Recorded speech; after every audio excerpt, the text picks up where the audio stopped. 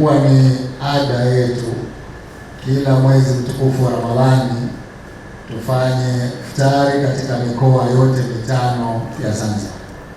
Nimesimama kutoa shukrani zangu za dhati kwenu nyote mlioitikia wito mkaja.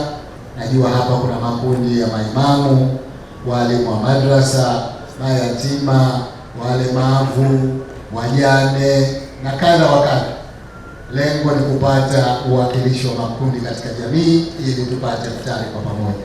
Na kushukuruni mno kwa kuacha iftari zenu majumbani mwenu mkasema mje kuitikia wito ili tupate iftari hii kwa pamoja.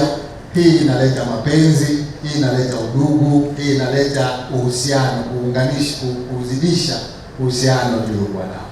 Kwa hivyo asanteni sana kwa kuja. Mwenyezi Mungu akulipeni kila la heri. Sasa Mheshimiwa, sisi wananchi wa mkoa huu wa Kusini Pemba tunakushukuru na kupongeza kwa mwendelezo wako wa kuimarisha amani, umoja na shikamano miongoni mwetu sisi Wazanzibari.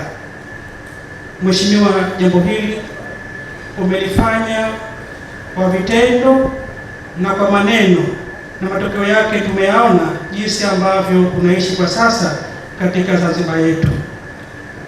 Mheshimiwa, la pili la kupongeza na kukushukuru ni